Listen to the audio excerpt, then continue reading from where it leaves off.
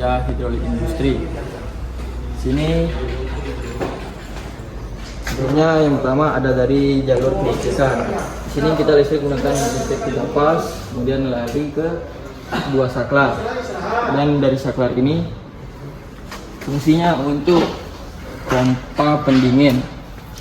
Dari pompa pendingin berfungsi menghisap oli dari tangki, kemudian didinginkan melalui oil cooler dan dikembalikan lagi ke tangki. Assalamualaikum warahmatullahi wabarakatuh. Perkenalkan, nama saya Fikri Hendrian dari kelas 4C.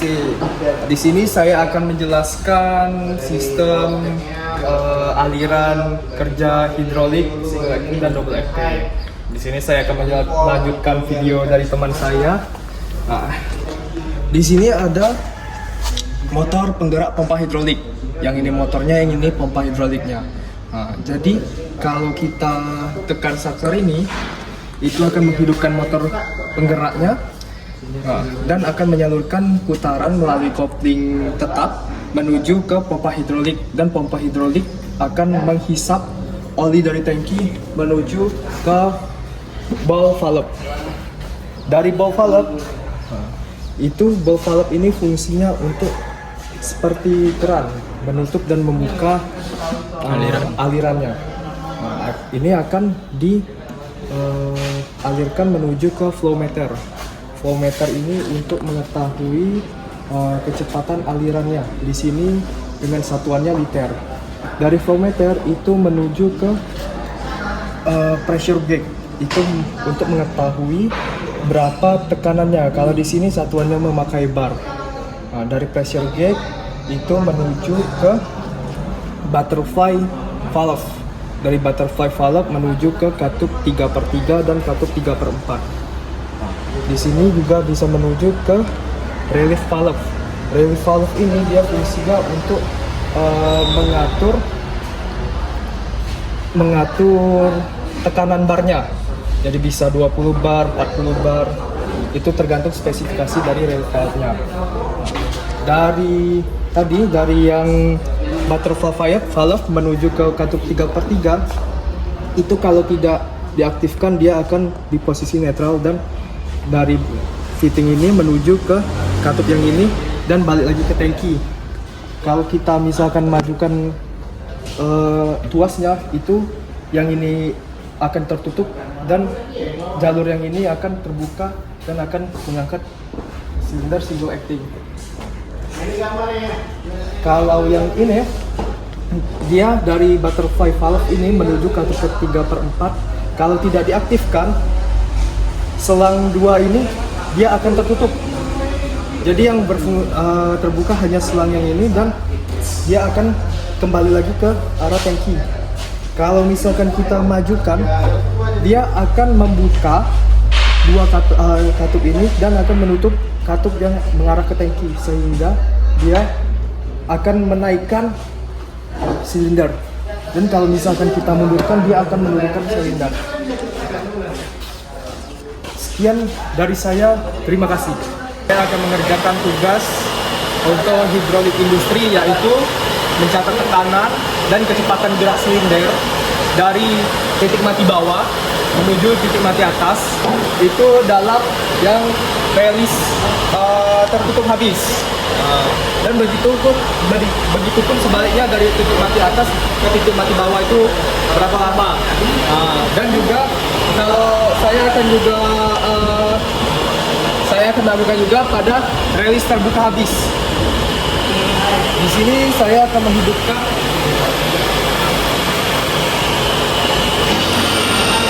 motornya. Kalau saat diam, dia tekanan barnya pada titik mati relief tertutup habis itu 20 psi. Dan kalau misalkan kita menaikkannya, kita mengerjakan tugas hidrolik industri, yaitu mencatat tekanan dan kecepatan gerak silinder dari titik mati bawah ke titik mati atas pada release valve tertutup habis, dan menghitung dari titik mati atas ke titik mati bawah itu berapa lama. Begitupun sebaliknya juga pada release valve terbuka. Di sini saya akan melakukan percobaannya. Pada awal saklar ditekan dan dihidupkan, posisi bar menunjukkan pada 1,2 bar. Kalau misalkan kita naikkan silindernya, dia akan titik maksimal itu di 4 bar. Kalau diturunkan, dia ada maksimalnya itu di 3 bar dan ke 4 bar. Kalau misalkan ditahan lama, pada relis tertutup habis.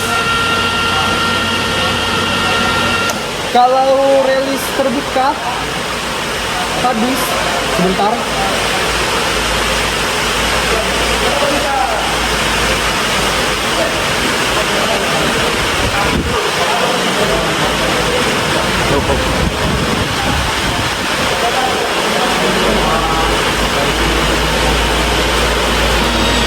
Pada relis terbuka habis, itu tekanannya ada di 1 bar pada titik mati bawah. Dan kalau misalkan kita naikkan, itu tekanan maksimalnya ada di 3 bar, 2,8 bar. Masalah. Dan kalau diturunkan, dia maksimalnya ada di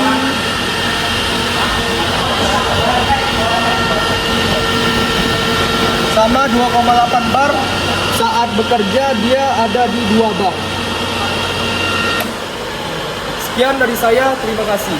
Di sini kami akan menghitung kecepatan dari titik mati bawah ke titik mati atas dan dari titik mati atas ke titik mati bawah. 1, 2, 3. Hidup itu sayang. Oh,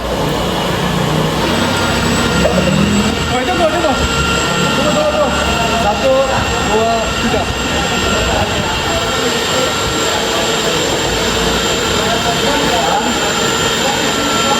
Untuk dari bawah ke atas itu ada 5,64 detik.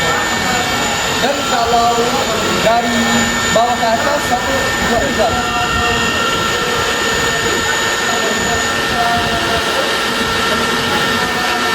Hasilnya 6,85 detik. Untuk relis tertutup habis. Kalau relis terbuka habis,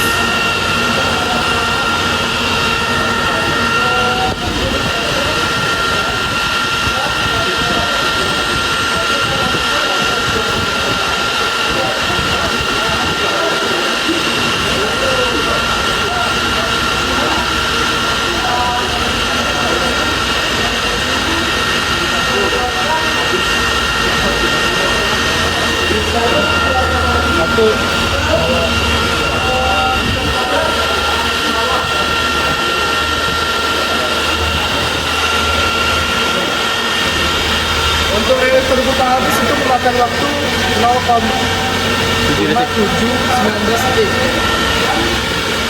Dan untuk relis tertutup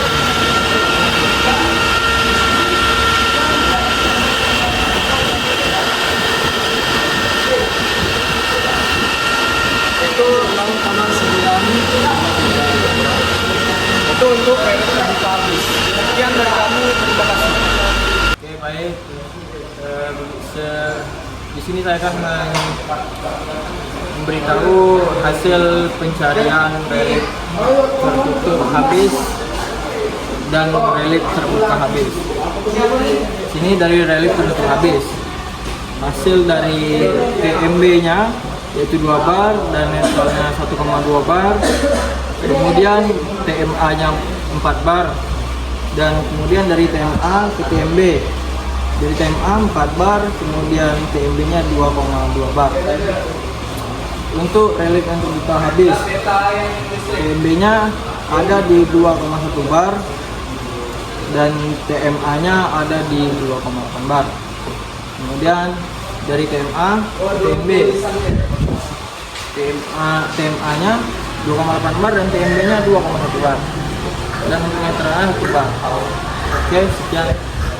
Saya akan melanjutkan kecepatan dari relief tertutup TMB ke TMA 5 detik, TMA ke TMB 6 detik. Berikutnya kecepatan dari relief terbuka TMA ke TMB 9 detik, TMB ke TMA 7 detik. Kesimpulannya adalah pada saat relief tertutup habis, kecepatan dan kekuatan hidrolik lebih kuat dan cepat dibandingkan sama relief terbuka habis. Yang dari saya, terima kasih. Assalamualaikum warahmatullahi wabarakatuh. Saya penyiasat semua dari kelompok 7. Di sini saya akan menjelaskan sistem alat peraga hidrolik alat berat. Di sini ada power pack, dan power pack terdiri dari pompa, kemudian ada relief valve dan ada ball valve. Dan ini tangki, dan di dalam tangki ini ada oil pump. Kemudian dari aliran ball valve di sini terpencil menjadi dua. Yang pertama untuk aliran yang ini larinya ke manifold low pressure. Kemudian yang sebelah sini larinya ke manifold high pressure. Oke, sekian penjelasan dari saya. Terima kasih. Assalamualaikum warahmatullahi wabarakatuh. Perkenalkan, nama saya Fikri Hedrian dari kelas 4C. Di sini saya akan melanjutkan penjelasan yang sudah dijelaskan oleh teman saya, yaitu dari manifold low pressure dan manifold high pressure. Untuk manifold low pressure ini, habis dari manifold itu dia olinya mengarah ke sini. Di sini ada kode T. Dan untuk manifold high pressure juga itu akan mengarah ke kontrol valve yang bagian ini. Di sini juga dikodekan sama huruf T. Salah, yang tadi ini T, yang ini juga P. Untuk yang manifold tangki low pressure ini untuk jangan kembalinya oli.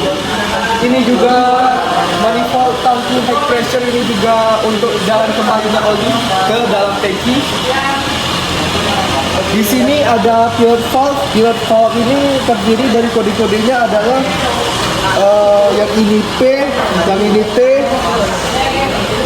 yang ini B0, yang ini C0, yang ini D0, dan yang ini A0. Yang sebelah sini A0.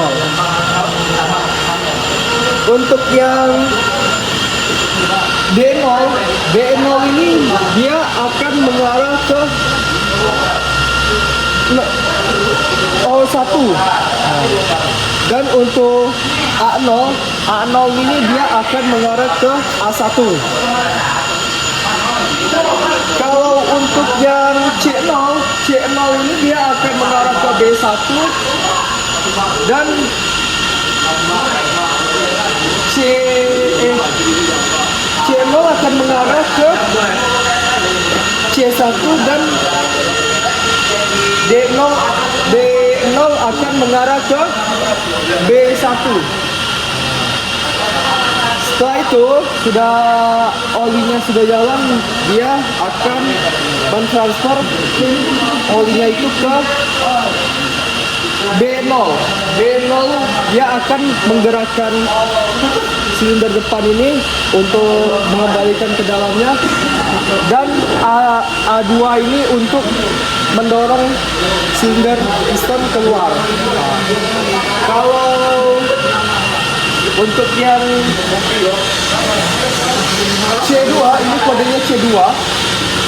C2 ini dia akan mengontrol laju gerak silinder ini ke kiri, dan D2 dia akan mengontrol kode di D2 yang silinder ini akan ke kanan. Sekian penjelasan saya, terima kasih. Assalamualaikum warahmatullahi wabarakatuh. Di sini saya akan memberikan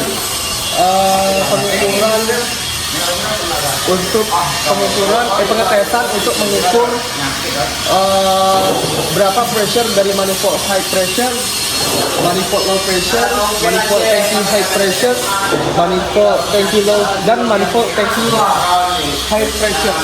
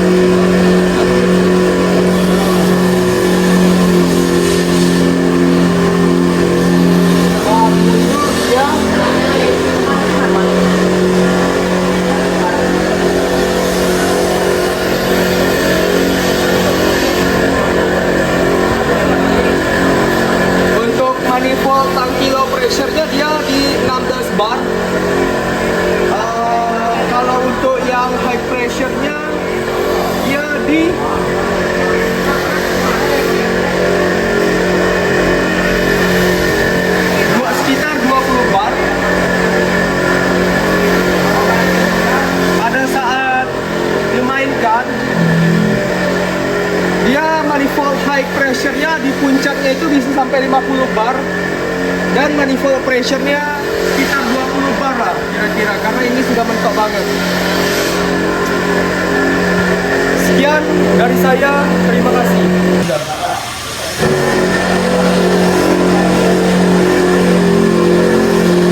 Untuk memutar ke kanan, dia pressure manifold high pressure-nya itu di 30, dan kalau ke kiri dia juga 30. Sekian dari saya, terima kasih. Hose wiring for system hydraulic dari power supply output ke input. Outputnya menggunakan terminal AC, semuanya menggunakan terminal AC, dan DC-nya itu menggunakan terminal DC. Masa berikut ada relay 1, relay 2, relay 3, dan relay 4. A1 menggunakan terminal AC dan A2-nya menggunakan terminal DC. Katup 1, katup 2, katup 3, dan katup 4. Katup 1 menggunakan AC dan katup dan valve menggunakan DC. Berikut dari saya, sekian, terima kasih. Pada saat silinder dimajukan, dimundurkan, dia terdapat manifold ini. Pada saat dimajukan, dia tekanannya sekitar 30.